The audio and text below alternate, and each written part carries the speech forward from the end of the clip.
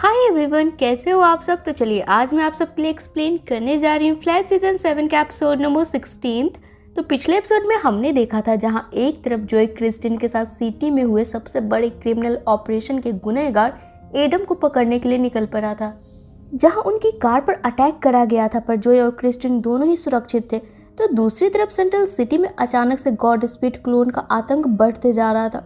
तो चलिए फ्रेंड्स, इसी के साथ स्टार्ट करते हैं अपनी आज की एक्सप्लेनेशन एपिसोड नंबर 16 के साथ, जिसकी शुरुआत बैरी के साथ होती है। वो बैठकर टीवी देख रहा होता है, जहां पर टीवी पर हर तरफ गॉड स्पीड क्लोन के द्वारा फैलाए तबाही को दिखाया जा रहा होता है। तभी यहाँ एक बार फिर से बैरी को नोरा का सपना आता है, जिसमें नोरा काफी घबराई हुई सी बैरी को आकर बताती है कि हमारी फ्यूचर खतरे में है, सारी चीजें बदल रही है डैड, कुछ तो करिए। और इतना बोल नोरा यहाँ से गायब हो जाती है। अब जैसे ही बैरी की आंख खुलती है, वो घबराया सा स्टार लैब पहुंचता है, जहां बैरी अभी भी थोड़ा कमजोर है, क्योंकि पिछली बार उन गॉड स्पीड क्लोन से लड़ते वक्त बैरी को थोड़ी अंदरूनी चोटें आ गई थी। आगे ये लोग ये सोचने में लग जाते हैं कि आखिर इन गॉड स्पीड का असली वजह क्या है यहाँ आने का। मतलब कि टाइम के अकॉर्डिंग तो ये गॉड स्पीड 2049 के वक्त में पहली बार सामने आए थे। ये लोग पास्ट में आखिर कर क्या रहे हैं। जिसके बाद वहीं कैथलीन अब बैरी को कुछ विटामिन देती है। तब बैरी यहाँ कैथलीन को नोरा वाला सपना के बारे में बता देता है। तभी यहाँ पर अब हम स्टार सिटी से जॉन डिगल को देखते हैं, जो कि एक ब्रीफकेस लिए स्टार लैब पहुंचता है। अब यहाँ पर द ग्रेट ग्रीन एरो के दाहिने हाथ यानी कि जॉन डिगल को देख चेस्टर हमारा एक्साइटेड हो जाता है। जिसके बाद अब जॉन इन लोगों को ये ब्रीफकेस खोलकर एक इंट्रोपी ट्रैप यानी कि जाल दिखाता है, जो कि सिस्को ने बनाकर यहाँ भेजी थी इन गॉड स्पीड क्लोन को पकड़ने के लिए। जहां इसके डेमो के अकॉर्डिंग जॉन इन्हें एक काइनेटिक बॉल को इस्तेमाल कर दिखाता है कि जैसे ही गॉड स्पीड इस ट्रैप के पास आएंगे वे फ्रीज हो जाएंगे, जिसके बाद उन्हें पकड़ना आसान हो जाएगा। जिसके बाद कम से कम उनमें से एक को भी पकड़ के ये लोग उससे बात कर ये जान पाए कि आखिर उनको एग्जैक्टली चाहिए क्या।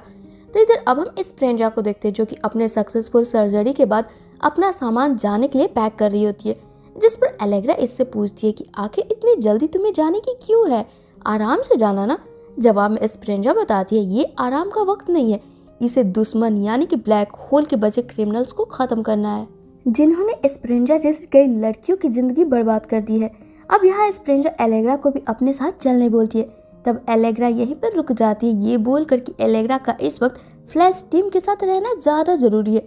जिसे सुन के स्प्रेंजा अब यहाँ से अकेले अपने मिशन पर निकल पाती है। वहीं अब गॉड स्पीड को फंसाने के लिए पहले फ्लैश खुद चारा बनकर बाहर सड़क पर निकलता है, जिसे देख अब जैसे गॉड स्पीड क्लोन फ्लैश के पीछे आता है, फ्लैश उसी तरफ ले जाता है उसे, जहां पर जॉन डिगल ऑलरेडी इंट्रोपी ट्रैप को फिक्स करके रखे हुए था। अब जैसे ये क्लोन इस ट्रैप के संपर्क में आता है, वो एज अ प्लान फ्रीज हो जाता है, जिसे क्या फ्लैश पकड़कर स्टार लैब वाली पाइपलाइन सेल में लाकर लॉक कर देता है। तब बैरी और बाकी सब ये सोचने लगते हैं कि आखिर ये लोग इस गॉड स्पीड की भाषा समझेंगे कैसे, क्योंकि ये लोग तो अजीब से साउंड में एक दूसरे से बातें करते हैं।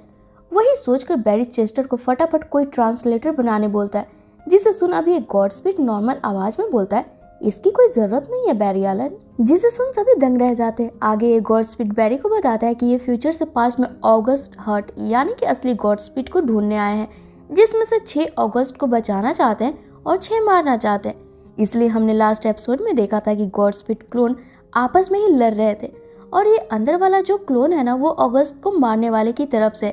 इसलिए ये बैरी को बोलता है मेरे पास तुम्हारे लिए एक डील है, अगर तुम हमें अगस्त को ढूंढने में मदद करोगे, जिसे कि ढूंढकर हम उसकी स्पीड लेकर उसे जान से मारना चाहते हैं, उसमें अगर तुमने हमारी मदद की तो हम वापस शांति से लौट जाएंगे, और अगर नहीं तो ये तबाही यूं ही जारी रहेगी। जिसे सुन अब यहाँ से जान से मारने वाली बात को सुनते ही बैरी सीधे इस डील से मना कर देता है। तब ये गॉड स्पीड क्लोन गुस्से में यहाँ पाइपलाइन सेल को तोड़कर बाहर निकलता है और बैरी को पटक कर इसकी जान लेने ही वाला होता है। तब यहाँ पर एलेग्रा आकर इस पर अटैक करती है। तब ये क्लोन यहाँ से भाग निकलता है, जहाँ ये लोग सोचने लगते हैं कि आखिर ये पाइपलाइन वाली सेल से तोड़कर भागा कैसे। जिस पर अब चेस्टर इन्हें बताता है कि इन क्लोन्स के पास आर्टिफिशियल स्पीड है, इनके शरीर में डार्क मैटर नहीं है, इसलिए इस सेल में लगे पावर डैम्परिंग की लेयर से वो आसानी से निकल पाया, और वो इतनी देर से यहाँ पर कैद होने की नाटक इसलिए कर रहा था ताकि वो बैरी से बात कर डील कर सके, जिसके मना करते ही वो वापस अपने मिशन के लिए निकल पड़ा। अब ये सुन बैरी काफी फ्रस्ट्रेट हो जाता है कि चीजें सुलझने के बजाय और उलझती क्यों जा रही है। तभी चेस्टर इसे बातें करने की कोशिश करता है, जिसे कि बैरी यहाँ पर डांट देता है।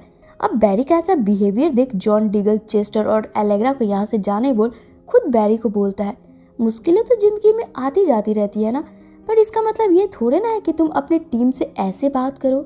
जवाब में अब बैरी परेशान सा जॉन को बताता है कि इसने इसकी बेटी नोरा की सपना देखी है और वो मुश्किल में है। ये सोच सोच कर बैरी का दिमाग खराब होते जा रहा है, क्या पता वो फ्यूचर में किस प्रॉब्लम में फंसी हो। जिसे सुन जॉन बैरी को आइडिया देता है कि इतना परेशान होने की जगह क्यों ना तुम फ्यूचर जाकर अपनी बेटी को देखाओ। लाइफ में सबसे जरूरी चीज अपने परिवार के बारे में सोचना है। तब साइड में हम एलेग्रा को देखते हैं जो कि इनकी बातें छिपकर सुन रही होती है। जिसे सुन एलेग्रा को लगता है क्या इसे भी इस वक्त अपने परिवार यानी कि एस्पेरेंजा के पास होना चाहिए था।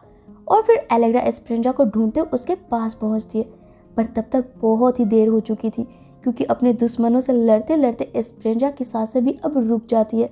जहां मरते ही एस्पेरेंजा की बॉडी यूवी रेज की तरह चमक कर राख बनकर उड़ जाती है। तो इधर अब बैरी फ्यूचर में जाने का मन बनाता है। वहीं जॉन और सेसिल ऑगस्ट हर्ट को ढूंढने के लिए निकल पड़ते हैं, इससे पहले कि वो क्लोन्स ऑगस्ट की जान ले ले। जहां रास्ते में जॉन एक क्लोन पर रे पार्मर द्वारा बनाई गन से शूट कर घायल कर गिरा देता है, जो कि सड़क पर आम जनता को परेशान कर रहा होता है। तब यहाँ पर अचानक से जॉन डिगल के सिर में दर्द होने लगती है। अब ये क्यों और कैसे हो रही थी फ्रेंड्स, ये कहानी तो एरो सीरीज में दिखाई गई है। इस एपिसोड में बस हम व्यूअर्स को इतना दिखाया गया है कि जॉन डिगल की तबीयत थोड़ी खराब हो गई है, जिसके कारण कि जॉन भी यही सड़क पर बैठ जाता है। तब मौका पाते ही वो क्लोन्स इस पर अटैक करने ही वाला होता है। तभी साइड से आती है हमारी आई स्क्रीन, जिसे देख ये क्लोन यहाँ से भाग निकलता है। जिसके अब आगे जॉन, सेसिल और फ्रोस्ट नोरा की डायरी, जो कि यही स्टार लैब में ही थी, उसी को फॉलो करते हुए उस जगह पर पहुंचते हैं जहाँ पर ईयर 2049 में यानी कि फ्यूचर में ऑगस्ट हर्ट का लैब था। पर इस वक्त यहाँ एक पुरानी बिल्डिंग थी और वही सड़क के किनारे डस्टबिन के बगल में ऑगस्ट छिपा हुआ था, जिससे कि बात करने पर इन्हें पता चलता है कि ऑगस्ट हर्ट की याददाश्त जा चुकी है और इसका नाम ऑगस्ट है भी या नहीं इसे ये तक याद नहीं है। तब ये तीनों कंफ्यूज होते हुए ये ऑगस्ट है भी या नहीं इसके बावजूद भी ये तीनों इस शख्स को स्टार लैब लाने का मन बना लेते हैं, क्योंकि ये तो उसी जगह पर था जहां ये लोग ऑगस्ट को एक्सपेक्ट कर रहे थे। वहीं इधर हम फ्लैश को देखते हैं जो कि पाइपलाइन में दौड़कर फ्यूचर में जाने की पोर्टल खोलता है और फिर स्पीड फोर्स के जरिए फ्यूचर में जाने लगता है। तभी यहाँ पर अचानक से बीच में वो गॉड स्पीड क्लोन फ्लैश का रास्ता रोकते हुए इस पर अटैक करने लगते हैं। तभी यहाँ पर डियोन यानी कि स्टील फोर्स बैरी को लेकर वापस से लौट आता है प्रेजेंट वक्त में और बैरी को बताता है ये गॉड स्पीड क्लोन इस वक्त पूरे स्पीड फोर्स पर कब्जा किए हुए है, इन्हें पार करना इम्पॉसिबल है और इन्हीं के बार बार पास्ट और फ्यूचर करने की वजह से आयरिश जो कि प्रेग्नेंट होने वाली है उसकी कंडीशन खराब होते जा रही है। इसलिए डियोन इस वक्त आयरिश को अपने साथ लेकर टेम्पोरल ब्रेन जोन में जा रहा है। इसलिए बैरी को फ्यूचर नहीं जाना है क्योंकि डियोन दोबारा इसे बचाने नहीं आ पाएगा, क्योंकि वो इस वक्त अपनी पूरी एनर्जी से आयरिश को बचाने में लगा हुआ है। और इतना बोल डियोन यहाँ से गायब हो जाता है आयरिश को लेकर। वहीं अब आगे के सीन में हम जोई और क्रिस्टिन को देखते हैं जो कि आखिरकार खुद पर अटैक होने के बावजूद भी एडम को अपने जाल में फंसा लेते हैं। तब क्रिस्टिन एडम को खूब सारी खरी खोटी सुनाते हुए इस पर अपना बंदूक तान देती है, जिसे कि जोई शांत करता है। पर यहाँ एडम अपनी गुनाह कबूल तो कर लेता है और साथ ही यहाँ एडम यहाँ क्रिस्टिन को देखकर बोलता है, तुम क्रिस्टिन ही हो ना, पर तुम जिंदा कैसे हो सकती हो, तुम भी तो उसी धमाके में मारी गई थी। जिसे सुनकर क्रिस्टिन एडम की बातों को इग्नोर कर देती है। तब जोई भी इस बात पर उतना इस वक्त ध्यान नहीं देता है और फिर ये दोनों एडम को गिरफ्तार कर ले आते हैं। तो इधर अब स्टार लैब में चेस्टर उन गॉड स्पीड क्लोन के गायब होने और प्रकट होने के टाइम ड्यूरेशन को देखते हुए बताता है कि अगला उनका अटैक करने का टाइम है 90 मिनट के बाद, जिसके बाद ये लोग स्टार लैब में लाए शख्स ऑगस्ट है या नहीं कैसे कंफर्म करे ये सोचने लगते हैं। तब इधर हम जॉन को देखते हैं जो कि सिर्फ सिस्को की डिवाइस देने यहाँ आया था। अब वो यहाँ पर फ्लैश टीम से अलविदा लेकर लौट जाता है।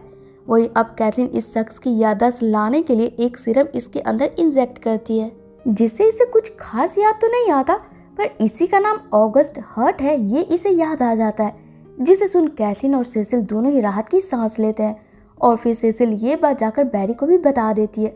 तो ही अब एपिसोड के आखिर में जब बैरी अकेला बैठा होता है, अब यहाँ पर सच में एंट्री होती है नोरा की, जो कि बैरी को बताती है इनका फ्यूचर अब बिल्कुल सुरक्षित है। और साथ ही नोरा यहाँ अपने छोटे भाई बार्ट एलन यानी कि बैरी और आयरिस के छोटे बेटे को लेकर आती है, जिसे देख बैरी का मुंह खुला का खुला ही रह जाता है। और इसी के साथ ये एपिसोड यहीं पे खत्म हो जाती है। तो फ्रेंड्स ये थी मेरी आज की वीडियो। अगर आपको पसंद आई हो ना तो वीडियो को लाइक और शेयर करना बिल्कुल ना भूलें। साथ ही अगर आप मेरे चैनल पर न्यू हो तो इसे ऑल बेल नोटिफिकेशन के साथ सब्सक्राइब भी जरूर कर ले, ताकि मैं जब भी नेक्स्ट वीडियो डालूँ ना आपको उसका नोटिफिकेशन मिल जाए और मुझे आप सबका सपोर्ट। तो चलिए फिर मिलते हैं अपने नेक्स्ट वीडियो में। Till then take care and bye bye.